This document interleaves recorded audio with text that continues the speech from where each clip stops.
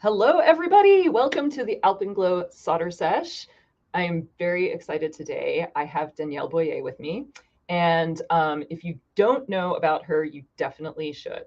She is a 22-year-old now, because her birthday was recently, Indigenous Ojibwe. And she is into robotics, and she is an inventor and an advocate for youth. She's been teaching kids since she was 10, and she's really passionate about making education accessible and representative for her community so that no child is left behind.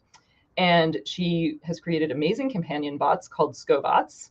And they are learning solutions for Indigenous youths. And she designs and manufactures them herself and gives them away for free, which is pretty impressive.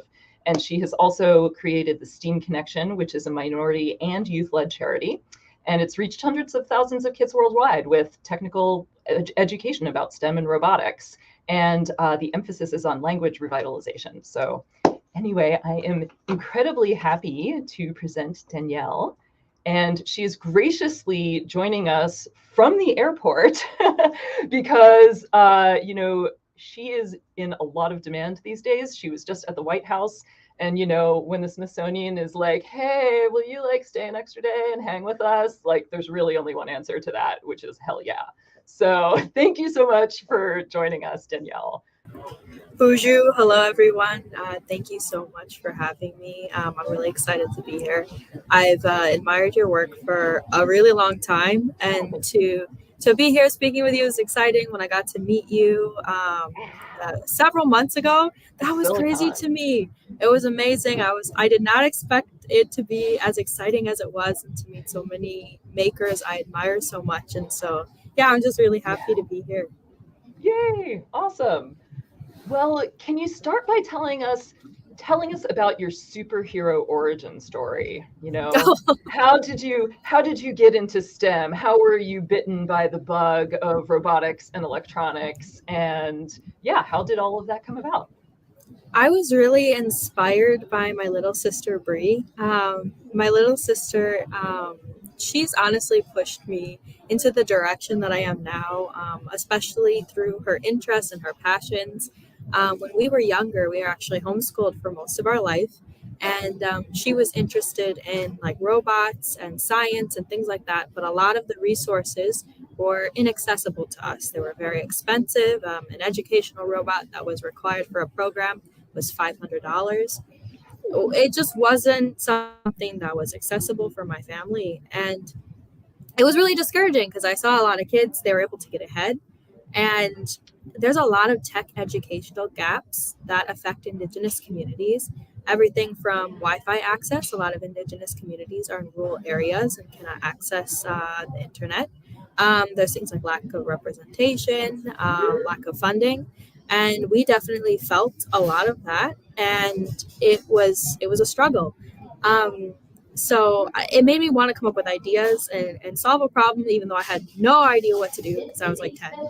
And one day I was at Costco, which is a large chain store, and I saw animal puppets on the shelf, a kit of a set of them. I don't know.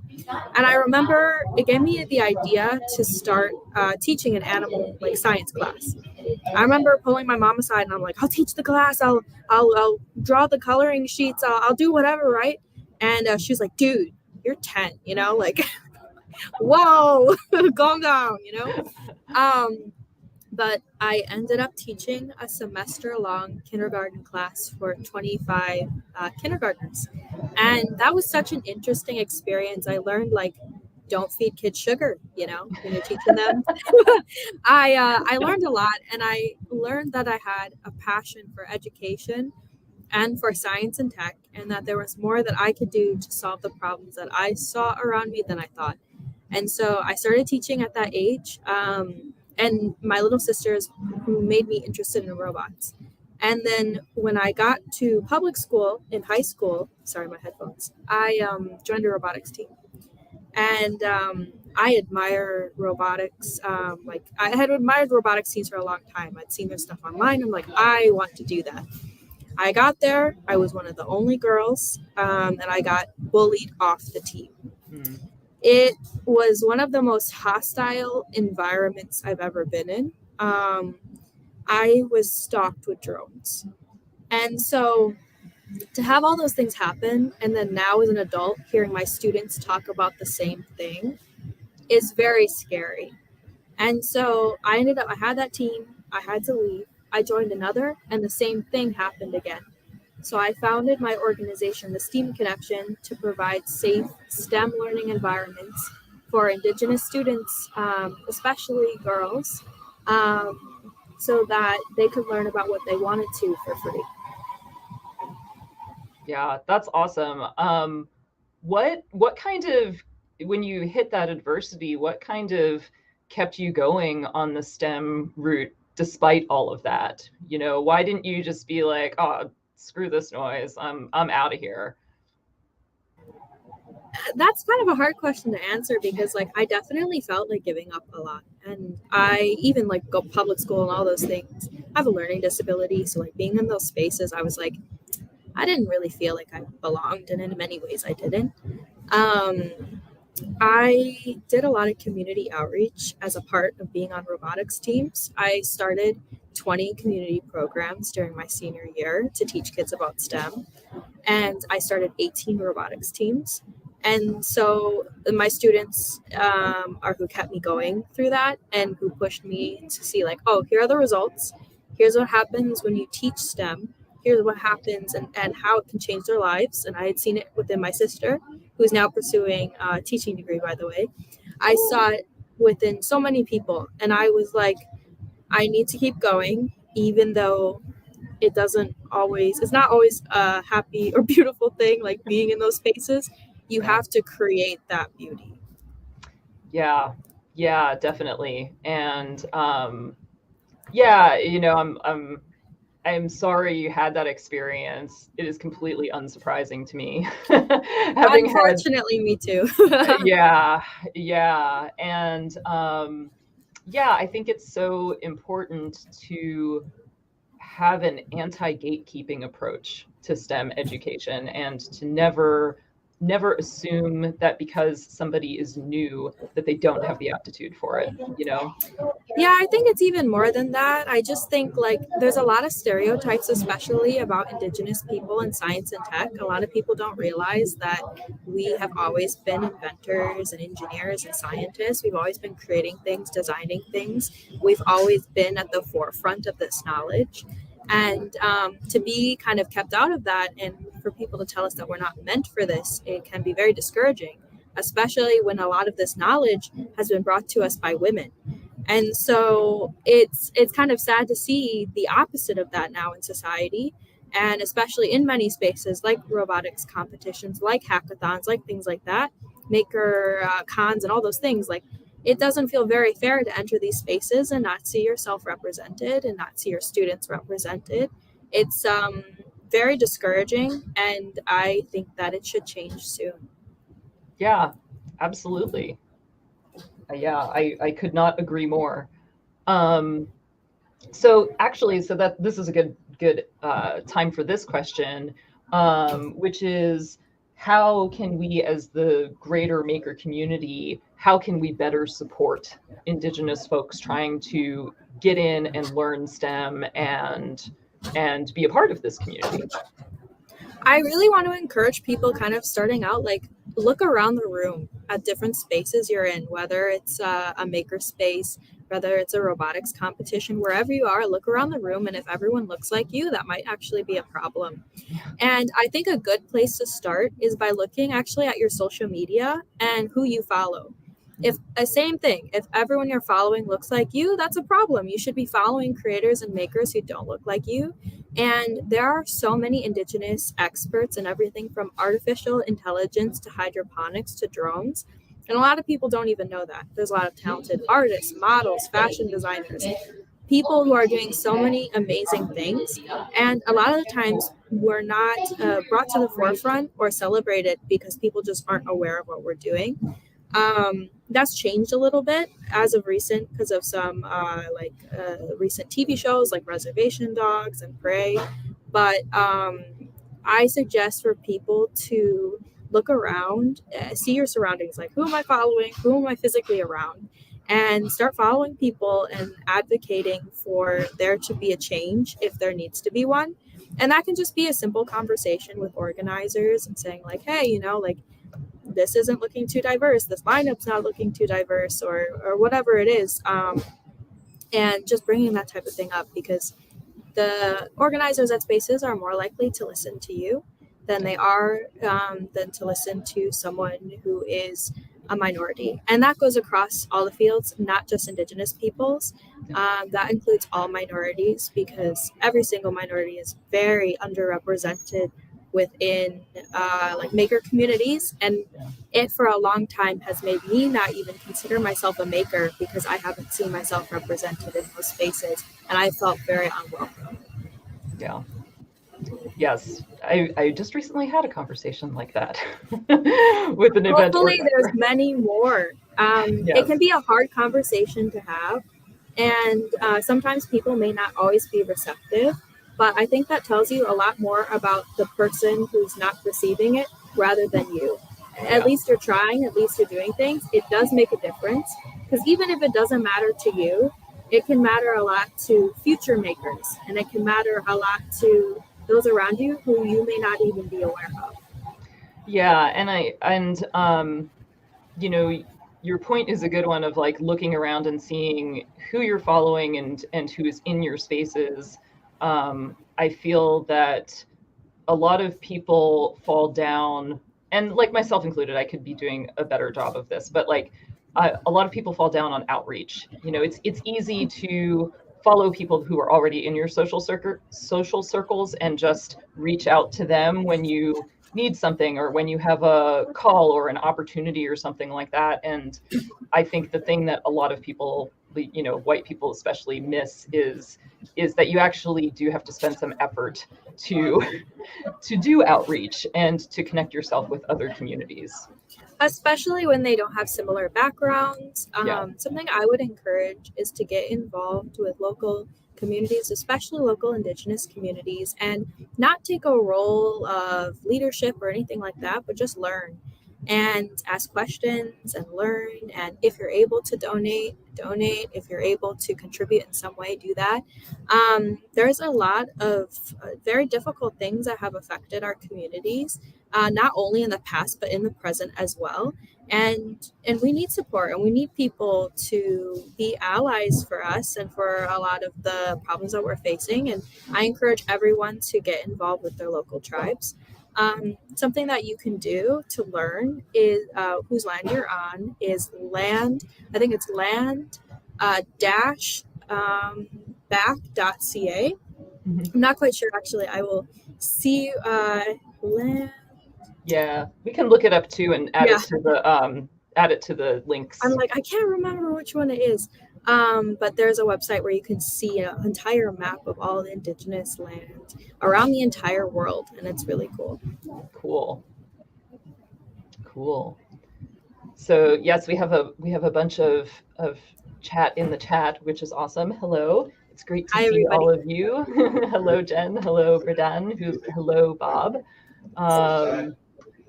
Cool. Yes, so Bob is saying that he remembers learning that a computer was a job description which was often filled by women in like the 1930s to 1960s. Yeah, Yeah, and that's even recent. Word processor was and that's even and that's even recent. Like a lot of traditional knowledge holders in our communities are women, and I think it's really important to acknowledge the role that we all can take in science and tech, and that we're all equally capable of creating cool things. Yeah. So we do have a question for you. Okay, I'm not familiar with this acronym, but are there other Indigenous people in AISES?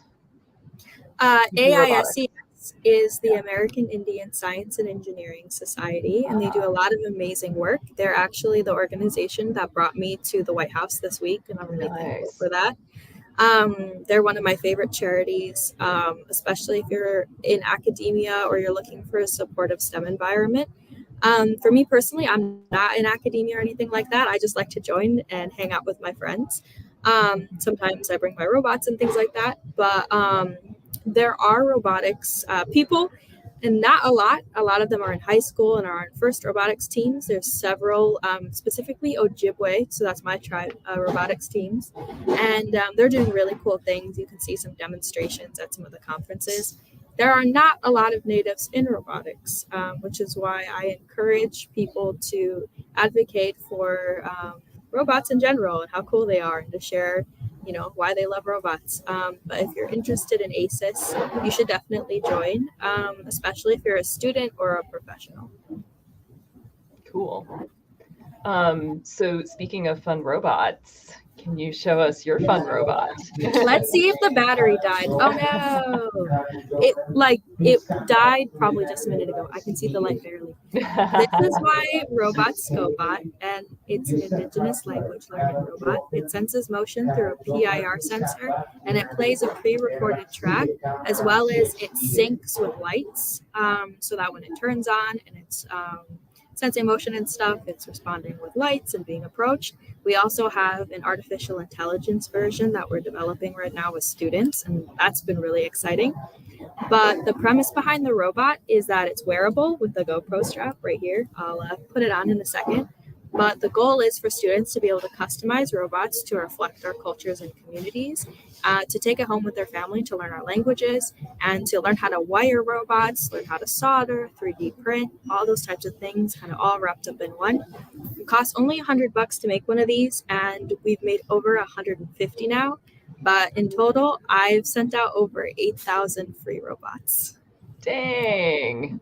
It's a lot of robots. Oh, that's a lot of robots. But this one right here is really fancy. It's wearing some beaded earrings. I'm wearing some fancy birch bark earrings today with wood burning. It's kind of hard to see. There's also florals on the robot, and these are Ojibwe woodland florals. So basically flowers, and like this here is a heartberry. You'll find that in our communities as well. And this is 3D printed out of recycled plastic. It's got a little face. It may look like a minion. It was not inspired by a minion, but it low-key looks like one, which haunts me a little. But I didn't even think about it until you said it. But now I can see it. But I don't know. They should sponsor me. The one eye, right? I like the one eye, like kind of it's the one eyeball / face. It's very different from minions, which I feel like have like a definite sort of more human face, right? Human. They have, like a goggle type vibe. Yeah. I'm putting on the strap right now. So this is actually just a typical like off-brand GoPro strap, and you can stick it on your shoulder. I made a mount that attaches and it rotates. And everything I designed in the software SolidWorks. I'm a huge fan of SolidWorks. And a lot of my background is in computer-aided design and electrical engineering, although I am a college dropout. So, well, this is the thing that I like to this is the type of stuff that I like to spread, and the thing that I wish that everybody in high school who's starting to think about careers knew is that yes, there is college, and that is but one way of learning things, and there are many other ways of learning things. Some of them might actually work better for you and cost a lot less. Yeah, it's definitely been an interesting journey. I had all intentions of finishing school. I didn't type. I had all intentions of finishing school, but I ended up shooting a year-long documentary with MIT that I just wrapped. And I was like, I'm not going back. Are you kidding me? This is way too much fun. I was filming for a whole year, and they got to see the invention of a lot of my robots and things. And I think it's coming out next year. But that was really cool. And I was like, I like what I'm doing. I'm very thankful to be able to support myself. I don't pay myself from Team Connection, which is my charity. I fund myself through public speaking, which I do a couple times a month, and balance it out. I learned to say no more, which has been the best feeling ever. I'm like, woo! But yeah, this is the robot right here. It's pretty lightweight. It's such a cool character, I think. I have a unicorn princess one, transparent resin ones. I have a creepy bat one that I made for Halloween, pink ones. A lot of them wear different traditional clothes. They sometimes rock ribbon skirts. We have a powwow princess named Bougie Bernice. We have a lot of different types of robots that the kids have designed and worked with us on. And they speak 5 indigenous languages right now. And we have some really cool artificial intelligence work that we're going to be releasing soon that have been in progress for like half a year now. Nice. Are you working with any, well, yeah, let's talk about the guts a little bit. Like what kind of processing is in there? And I'm curious if there's any like voice recognition happening as well, or if that's in the future. Yeah, so our initial circuit and my initial prototype, I wanted to be as simple as possible so that I could really test the feel of the robot physically and how it could work on especially small kids and all that type of thing. So to me, it was very much the consumer experience end of things. So the first circuit, super simple, has an Arduino Uno. It plays, it senses motion through the PIR sensor. It reads off a micro SD card and it just plays in a loop after sensing motion. That's super simple, right? Trigger some lights that I programmed to audio react to the SD card. Super simple, right? In the future, we're rolling out our AI, which has been in testing for a while now. We actually put together a student cohort of kids who love artificial intelligence, and we're training them with AI professionals who are native. And so we're rolling this out with them and as their project, and is something they can be proud of and have contributed to. So we're actually compensating all of the students for their time as well. Nice. And so that's really exciting and something I'm very proud of. So we're hopeful to roll that out within the next 5 to 6 months or so. And the robot will be even bigger and better than ever. So I'm really looking forward to that. Yeah, absolutely. So how do you, so you've shipped out a whole bunch of these robots. How do people get in touch with you if they're interested in your robots? And also, is it an open source design that other people can make, or yeah, how does that all work? So I provide the robots for free to Indigenous organizations and tribal colleges, tribal schools, things like that. We do not currently have any of them for sale. They're on a request basis only because we provide them all for free, which is really exciting. I do not have this design as open source, and a lot of people ask me why. I'm going to explain because I think a lot of the people here are open source advocates, as am I, but I have a very specific reason why this is not. I do have open source robots on my website, by the way, but the reason I didn't make this open source is because a lot of Native students have never seen designs made specifically for them or ever a cultural robot, right? Cultural robots really don't exist, and students have not seen something like this just for them. I'd really hate for them to feel like this is just for them and just to teach our languages, and then to go out and to see the same thing speaking other languages, especially that are non-Indigenous languages, or just as an art piece or something like that. I want it to be special for the students. Yeah. For me, I'm like, I can make another robot. I can do that type of thing. I can release the CADs. I've done that before. But I was like, I want to create something special. And that's why I do it this way. And some people will disagree with me. I've seen some people on Twitter actually create riffs of this and create their own version of the robot, which to me bums me out a little bit because of the intention behind the robot. I could never do anything about it because they're not selling it. So I'm like, I can't really pursue that. But yeah, I think it's really important for the kids to know that we created the robot for them. And I designed this with 2 of my Native mentors. One is a speech language pathologist and the other is a computer-aided design expert. And they taught me a lot of what I know now, especially because I did not finish college. And I really encourage everyone here to ask a lot of questions, even if they feel stupid. Heck yeah. No, I am of the there are no stupid questions. I think there are, and it's okay. Well, when you're learning, I don't think there are. When you're a beginner, it's like your questions are from a source of not knowing, right? That's true. When you're more experienced and should know better, then there are stupid questions. But yeah, that's true. That's definitely true. Yeah, for me, I'm like, I work with a lot of kids. My favorite thing in my work is not building the robots, but it is visiting schools and teaching with the robots. Because I distribute them, but I also visit tribal schools and I teach a lot. I've gotten some ridiculous questions. I think a big stupid question, and one I always tell the kids not to ask, is how tall I am.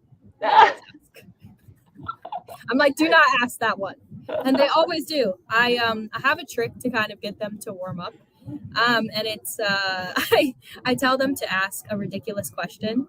I'm like, you have to listen for the first 10 minutes. Ask anything you want. You know, it could be who my favorite artist is, what kind of clothes I like, anything, right? And I've gotten some interesting things like, have I seen SpongeBob? How tall am I is a common one because I tell them not to ask. Yeah, of course. I think who's my favorite rapper? All these things. The kids are so funny, and yeah, I think the stupid question is how tall I am. That's the only one though. So we have a lot of things in the chat of like college is overrated, especially if you're already pursuing an amazing calling like this.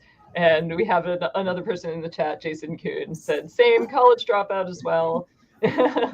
And he's designing some really pretty like Fibonacci board sequence. I bought. Oh, that's right. Yes, you got. Yeah, Yeah. I put them all over my apartment, and I have little robot breakdance parties on the large one. Yeah, I kind of went crazy. I had to hold the box of all of his LEDs back on the plane because I couldn't fit it in my suitcase. And this is why I bring a giant one usually with me. But yep, I got them back, and the kids are absolutely obsessed with them. Nice. I bring them to all the classrooms I go to now. Nice. I think that's such a great way, you know, having things that are so visually interesting and creative is just a great way to get people excited about technology and to break down that barrier of it being like stodgy or boring or just like a lot of book learning and things like that. I totally agree. I think that it's, especially with COVID, kids now have very short attention spans, and I'm absolutely no exception. I think especially with the introduction of like TikTok and stuff into mainstream, like, you know, kind of consumption, your attention span's a few seconds long. And so for me, something that I did to get the kids interested was I implemented augmented reality into my everyday teaching. And interesting. Huh. Yeah, so I actually brought in young Chicano augmented reality designers who are my age, and they created really cool stuff for the kids, and they travel and teach with me sometimes. It was so cool because we have filters and things where the kids can learn my language, which is Ojibwe-Moan, with their phones. They can try robots on. They can do mental health and breathing exercises. They can learn about the medicine wheel. They can learn from a robot hologram. And they can see Indigenous art in action and come to life, all with augmented reality. It gets them very engaged. It lets them use their phone in the classroom too. Yeah. And it gets them seeing programming and technology and CAD as well in a very new light. Yeah, that's super interesting. Yeah, and if anyone's interested in seeing them, my Instagram is just my name, and you can click filters there, and you can actually try them out, which is really exciting if you're interested in wearing one of the robots on your shoulder. Ah, cool. There you go. There's how you can get a robot. Exactly. It's so much fun. I had an event once where I was shipping robots, but unfortunately they did not make it on time. And I was so sad. It was for an Indigenous Peoples Day event in Boston. Mm-hmm. And I was like, I have no idea what to do. And we just made sure they had enough iPads, and they were able to have everyone try on the robots. And cool. Everyone was super excited, and we got a very similar effect, even though no physical robots were actually there. That's cool. That's very cool. It's exciting. Awesome. There's also a lot of appreciation for like your reasoning behind not open sourcing them and like respect for that too in the I chat. appreciate that. I Yeah. appreciate that, everyone. Yeah, it's been interesting having conversations with different makers about that, and that is my most commonly asked question: is open source not open source? If people can take ideas from me, that type of thing, and yeah, it's sometimes hard answering these questions because I know everyone is very excited, and it's their way of showing their support and their way of showing their interest is by making their own version of something. And I totally love and respect that, and I want you to create cool things. Make it of my open source robot, not of the Skobots, please, though. Yeah. No, I think that makes a lot of sense and is solid. And yeah, I mean, I think like open source stuff is great, but it's not the only answer, and it's not the answer to every single thing in this world. I But totally agree. yeah, cool. So okay, tell me a little bit about creating the Steam connection and how did you get that going? It seems like it has a lot of momentum now, which is awesome to see. And like exciting things are coming up. But how did you start out, and how did you get funding initially and let people know about your mission? And yeah, how did you encourage people to support you? That's an interesting question. Honestly, I've never really been one to advertise. I kind of just do my thing and I talk to people, and sometimes people want to share about it, sometimes they don't, and that's cool. Um, yeah, so I founded my organization when I was 18. I actually have a tattoo of the date I founded it, which was January 1st, 20. Oh my God, was it 2020? Yeah. And oh, wait, 2019. Yeah. Okay. I'm like, oh my God, I got a tattoo of it. I should know. But yeah, I was 18 years old, and it was kind of a crazy time for me because it was after I graduated, and I had seen kind of the unsafe learning environments that existed. I had been through it, and I ended up inventing my robot and writing 6 children's activity books within all the same month as I founded my organization. I was like, I'm gonna go big or I'm gonna go home, and I also taught 20 classes that month. Because I was like, why not? And so I just kind of went for it, and I really wanted to be able to create opportunities for the students. And I was like, you know what? I wasn't seeing it happen on the robotics teams I was on. I stayed back to mentor my robotics team, and it wasn't happening. The outreach wasn't happening. The programs that I really cared about were not happening. I was like, I can do it on my own. And so I did. And a lot initially of the funding came from my public speaking. And when I was starting, I was only getting paid like a couple $100 for things. I was not getting paid a lot. And especially for very long talks as well. My first lecture I ever gave was, I think I was 17. I was flown out for it by SolidWorks. It was so scary. I don't think I was paid for that. No shade to them. And then my largest, I think, lecture was an hour and a half. I remember giving a lecture for Fanuc at that age, or Fanuc. I can't remember how to pronounce it, but I someone fell asleep during it. Oh my Oh. goodness! I just these things scar you, you know. It didn't stop me, but it did scar me because I remember in the middle of my talk saying like "yeehaw" and thing. I don't know, but I that's how I got my money, was through public speaking and things, and some money I had saved up as well throughout like high school. And so I was just buying robot parts and buying motors and buying parts. And honestly, in the beginning stages of my organization, I only spent a couple $1,000s, so things were pretty manageable. Now our operating budget is over $70,000 a year, which is low if you're in the nonprofit business, but it's high in the beginning stages of a youth-run nonprofit.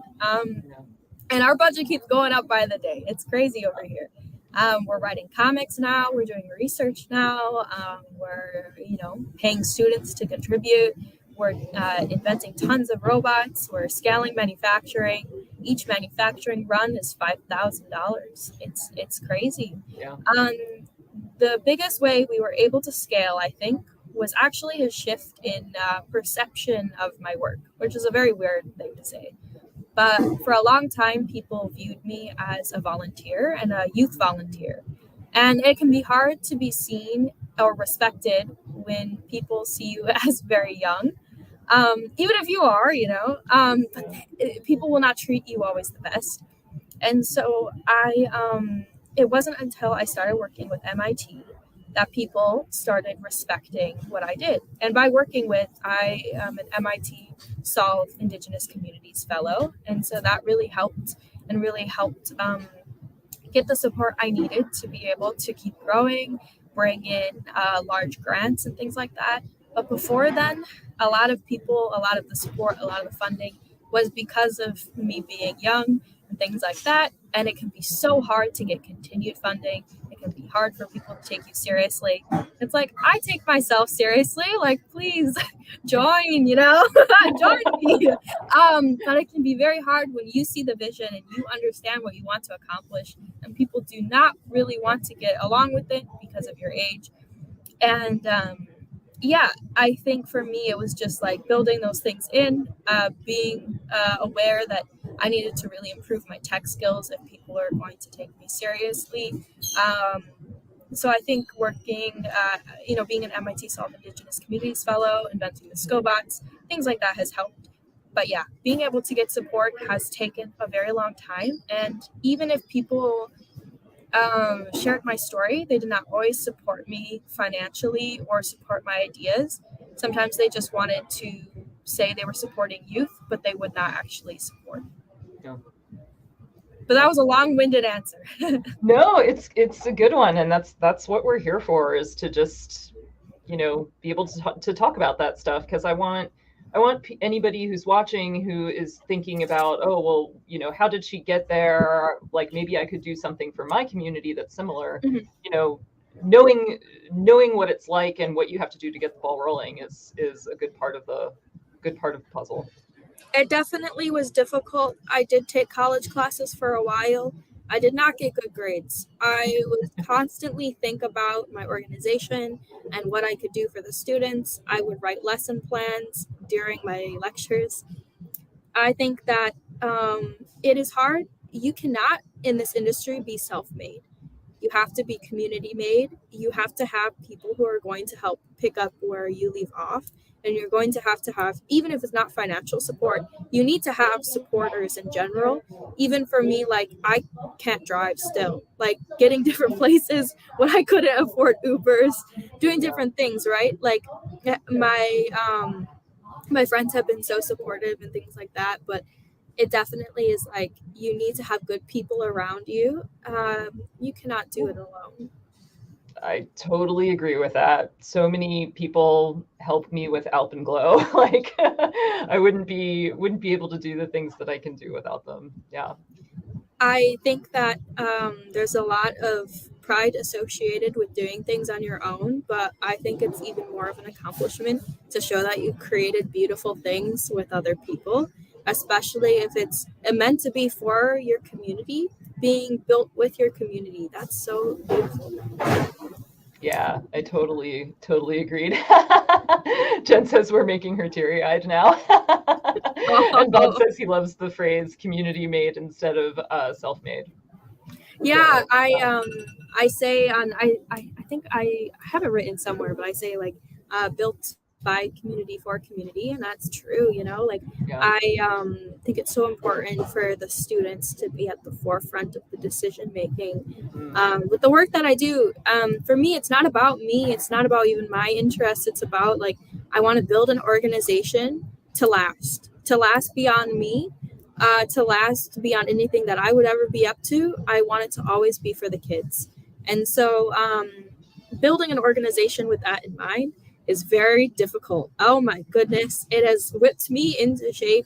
There's a lot I am not good at. And so it is really, really kind of brought that to the forefront. I was like, wow, I really do not like paperwork. Oh, preach. Like, oh, that sucks, like, even travel. I travel every week. Yeah.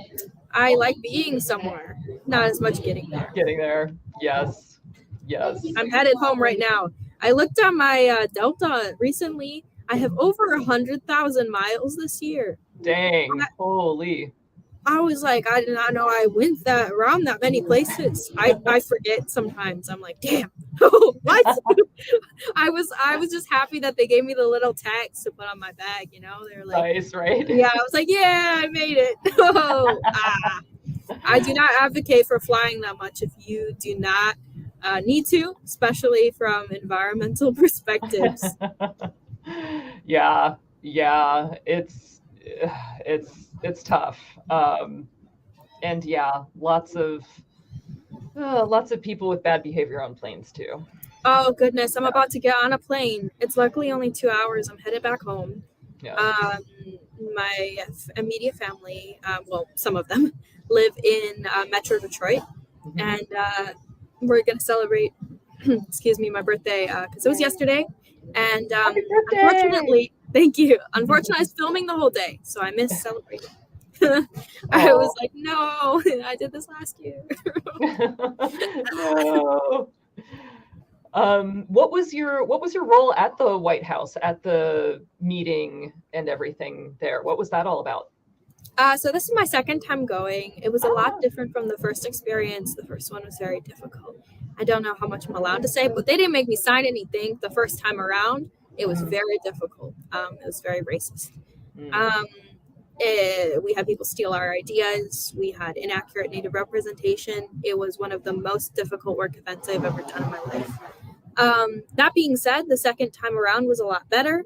I think that a lot of what's the word bureaucracy. I can never pronounce it right. bureaucracy. Yeah, and like government and things, I think not as much progress is being made as needs to be, especially through the Indian Child Welfare Act or ICWA, which was up in the Supreme Court last week, which is to basically the Supreme Court was trying to rule if it's unconstitutional.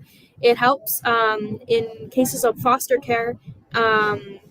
An adoption, if a native child is taken out of their home, it is preference that they go to an indigenous family first, or if they have another family member to take them, for that to be preference is not always the case. But one family was angry that they could not adopt a child, and so they brought it to the Supreme Court with pro bono lawyers who represent big oil. That says a lot about the case. It's very, very scary. Lots of scary problems in our communities. Yeah. That being said, I was there for the Tribal Youth Forum with the White House. It was put on by the Center for Native American Youth and Unity. And we were there to talk about issues that we care about in everything from mental health to language revitalization. And I was able to advocate for resources for youth, which was really awesome. And then we had the very first celebration of Native American Heritage Month at the White House. Nice. Cool. It was very interesting. It's a very kind of surreal experience. I am not by any means in politics. I think, especially as someone who runs a nonprofit, you have to be very careful with how you legally, represent different opinions. Um, for me, it was an honor to be invited again, but it definitely comes with a lot of implications of you have a lot of hard work to do. Yeah. Yeah. Yes, I understand that you can't cross the line of being a political nonprofit organization. Yeah, That's for because that, sure. yeah. It's hard because even in the Supreme Court, with our community members who were advocating on behalf of ICWA, they were asked to be removed out of. I think I can't remember exactly where it is because all the government buildings get mixed up to me. But they were told that their regalia was political and they were told to leave or I be saw that. arrested. Yeah. And that type of thing happens a lot. I don't think people realize how much we experience harassment and racism, no matter what we look like as Indigenous peoples, no matter where we're from, we face a lot of hardship. Yeah. Yep. And I just encourage everyone to try to get to know Indigenous peoples if you can. we're all different. We're all up to no good sometimes. I'm always up to no good with my robots, but I like it. I think that's all of us. Heck yeah. I think most makers are up to no good with their different creations. So that's how the most fun stuff gets made.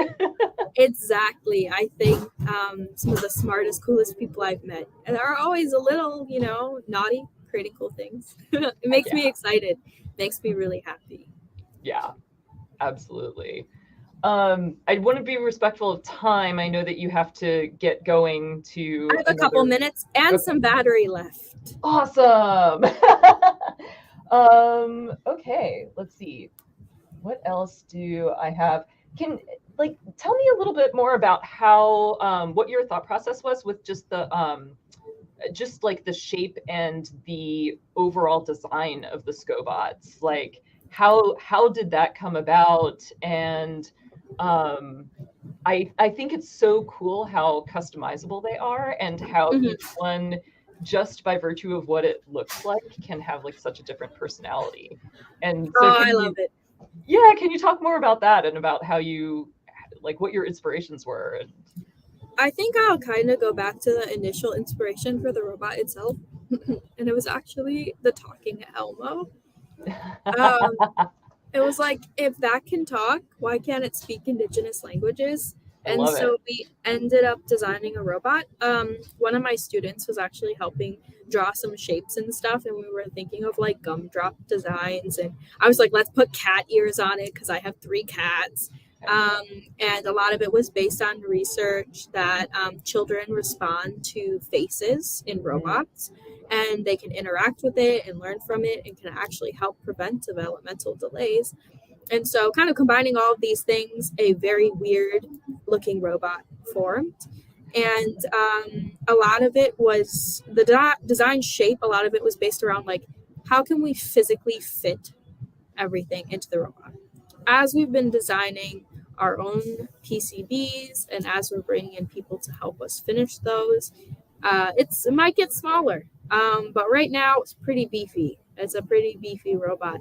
And yeah, so for us, it was kind of like we were drawing up ideas. We were looking at cool things. We were thinking Elmo, Mr. Potato Head, ears. And so it ended up being kind of a morph of things. And I think for me, it was also like, I follow a lot of robotics designers and I see a lot of educational robots. And so for me, I was like going through like hundreds of robots. I'm like, I want to make sure nothing we make looks like anything else.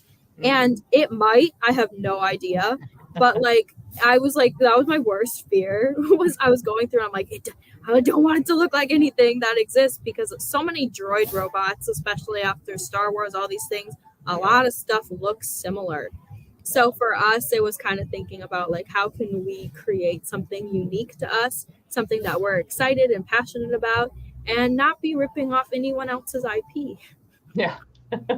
So we kept on editing up a little bit as we were looking at different things. We're like, how close does this look? I don't know. But yeah, we started kind of with a gumdrop. I like it. What you were saying about Star Wars, it reminds me of Jorvan's talk at SuperCon. I wish I could have attended. Oh, it was super good. And because he went into how he thinks about robots and design and what they I have like. One of his robots, a pink one he made for my birthday last year. Nice. Yeah. Nice. But he was like, he put the example of R2D2 up there, and he's just like, it's a trash can. It is a trash can. Like, that's what it is. And yeah. I haven't been able to look at R2D2 the same after that. I can see that. No, it's hard. Like a lot of little droid shapes and things, a lot of them are very similar, especially if you want something with a flat bottom to fit on your shoulder. That's simple to manufacture, very simple shape. I was thinking through it and I was like, wow, this is harder than I expected to make 3D printable. As is, the shape it is, how curved it is, not 3D printing optimized. My manufacturer is pissed. And I make most stuff myself, but we do outsource some manufacturing, just a little bit to help keep up with things. And if we want cool materials and filaments. But yeah, they're like, why did you make everything curved? And I'm like, I felt like it. Right? Because I could. And for us, it was like, we wanted a design that was simple. And for me, a motif I have, because I was on the Benzene Bots robotics team in high school, is putting hexagons into every single one of my robot designs. So the speaker holes are actually hexagons. Nice. And for us, it was just like some robots can go into uncanny valley region. Yeah. I did not want to get to that point. No. I wanted it to be cute and not look terrifying. So I didn't want to put hands on it. I didn't want to put like a mouth on it. Mm-hmm. None of that. That felt wrong. Yeah. So if people want to support you and sponsor robots and stuff like that, how do they get in touch with you? How do they do that? What are ways in which they can support you in the STEAM Connection? Yeah, so people can learn more about the work that I'm doing at www.steamconnection.org. STEAM is spelled STEAM. You all know it. But yeah, if you want to learn more, there's also a contact me button. Some of the main ways that people can get involved is if they want to 3D print things for us. They want to send us, even through our Amazon wish list, different electrical components. I always love it when people send me random electronics they don't even use anymore. I've had several awesome people who might even be on the stream send me like 60 circuit playground expresses from Adafruit. Just cool things that I can use for the kids that they love. When I'm teaching with the little kids, I often put circuit expresses into the face of the robot, and I let them program it really simply with the little block coding. And it's so cute. They have a good time. The kids are able to see the design move around, and that's so cool. So yeah, if you have any extra parts, I can give you my business address and you can send some really cool stuff. That always is really supportive for us, especially because costs do add up.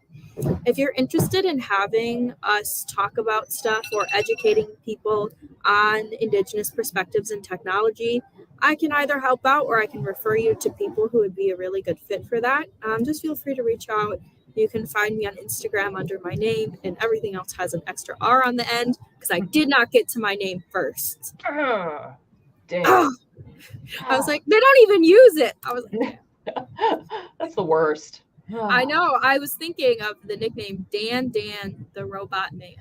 But none of my friends think it's funny. And they're like, don't do that. And I'm like, I think it's funny.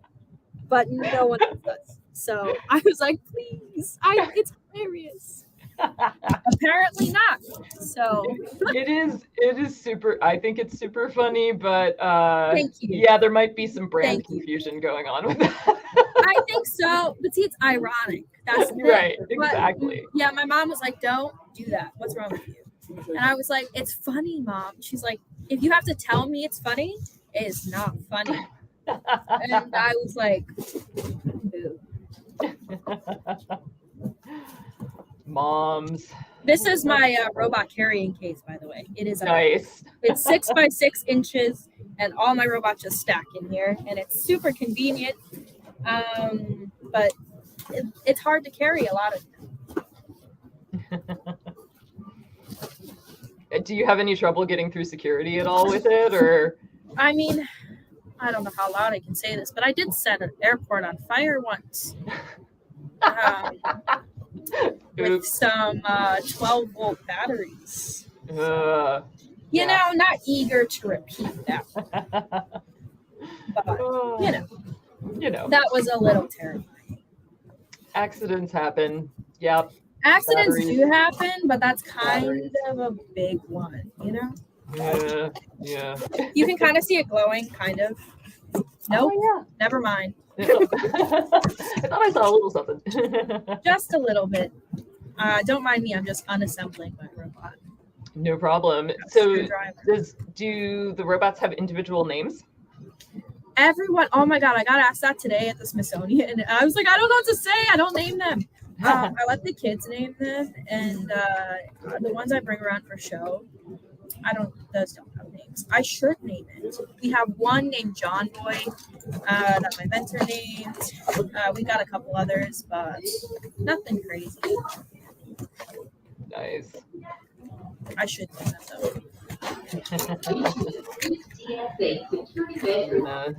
gonna look through the chat and see if there are any questions that I missed. I'll take a couple and then I gotta go. Cool. I know that there was one that I missed about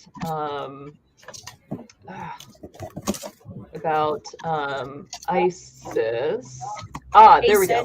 Are non-native allies allowed to join ISIS? ISIS and yeah, probably ISIS. I don't know if there's good. Oh, right.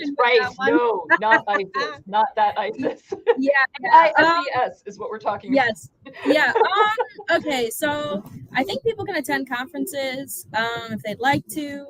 I tend to tell people, like, I've seen people do this. If you're non-native and you're taking travel scholarships meant for native students, I've seen this happen. Don't do that. That's weird. No. I've seen that happen a lot. I almost name drop. I won't. I'll be nice. But I've seen that happen. Don't do that. Don't take any last minute spots from students. If there's sometimes days where it's like a career fair, different things, you can come in and look. Don't use it as an opportunity to get jobs, that type of thing. Like, always take a backseat. Let the native students go first and things, just like I do when I'm in other people's spaces. But yeah, that's just a basic thing. Come observe. You can listen to opening sessions. Most of the stuff is streamed online as well. If you want to contribute, donate, that's always helpful as well. But yeah, in general, like, I wouldn't use it as a career boosting thing. Some people disagree with me and some say all are welcome. Come, make the most of it. Do as you will and you feel is the most ethical to you. But yeah, it is a very welcoming space and it's a very exciting space. And I would encourage people at the very least to tune into live streams and to donate. Cool. Yeah. No, that makes a lot of sense. Yeah, unfortunately, I've seen people like resource taking, and I'm like, why? Leave it alone. Yeah, that is shitty. Yep, definitely stressful. I've managed to cram the robot into the bag. Excellent. Well, there are a lot of happy birthday wishes, and thank you. You can celebrate birthday week or birthday month, whatever you want to do. I have to leave that to my family because all of our birthdays are a week apart in November. Oh my gosh. So it's not birthday month for me. They would be mad if I celebrated on their birthday. My mom's is unfortunately on Thanksgiving, which is a difficult day for us. My dad's was last week. So yeah, a bunch of my dad and I are Scorpios. Yeah. Do you have any advice or things to say about how we can, like, we as white people can approach the Thanksgiving holiday with respect to Native Americans? Because yeah, it seems like a way fucked up holiday that is both celebrating the thanks as genocide was happening. Yeah, it's definitely celebrating genocide, and it's kind of difficult to be like, oh, let's have a great, like, rational approach to this. It's hard to say that when it's like, oh yeah, like, they destroyed our communities. We're still here though.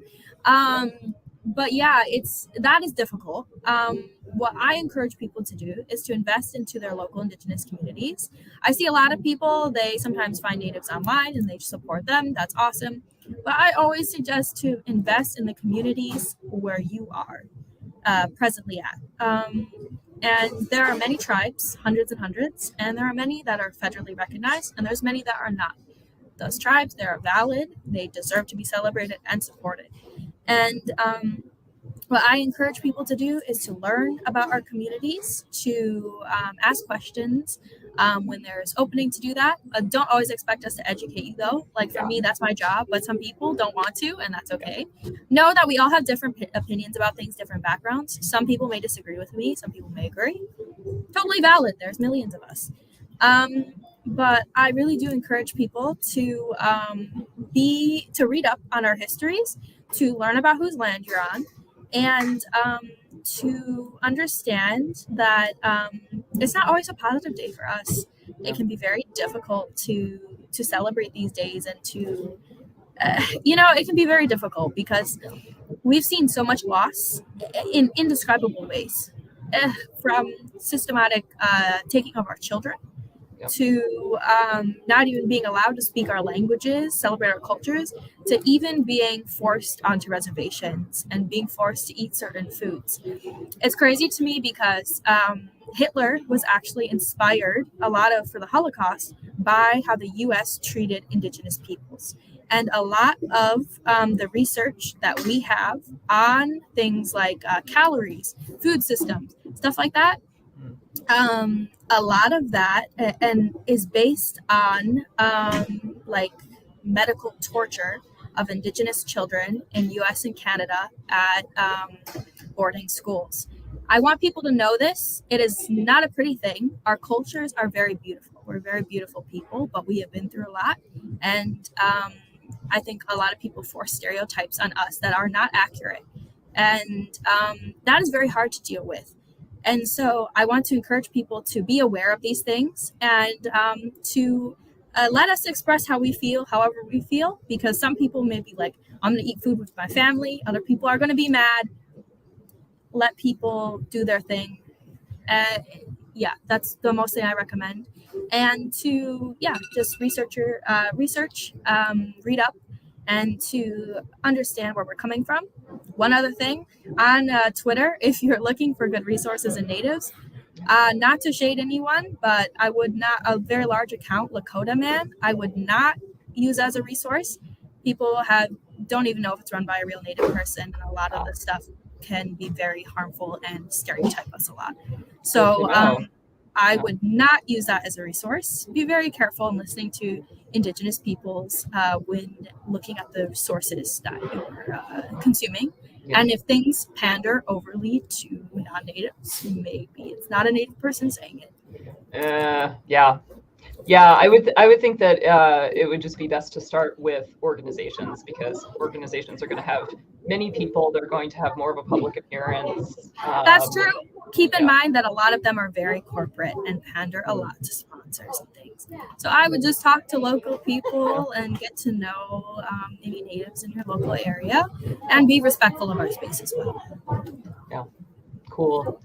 Well, thank you so much for spending this time with us. I feel very honored to have you on the stream, especially amidst all of the other things that are going on in your life. And thank you for this. Miigwech, thank you. I really appreciate you having me. I've looked up to your work for a very long time now. Stalked your website for years now, even when I couldn't afford to buy anything. Now I have some cool stuff like the fuck you unicorn or whatever it is. All those things. I really like that stuff. I think it's a lot of fun. I show the kids everything but that. But yeah, it's very exciting to me, and I really admire women who are trailblazing past in electronics. So yeah, very exciting to be here. I have to go catch my flight. It's leaving soon. Thank you all for having me. If you have any questions, feel free to reach out online. I answer in 3 to 5 business months. I'll answer at some point. Feel free to reach out. Or email me. I'm more likely to reply to a DM. I appreciate you all. Thank you so much for having me, and I hope you have a great evening wherever you are. For me, it's 8 p.m. Peace. Definitely, and safe travels. Thank you. Thank you so much. Back to Michigan. Bye, everybody. Bye, everybody.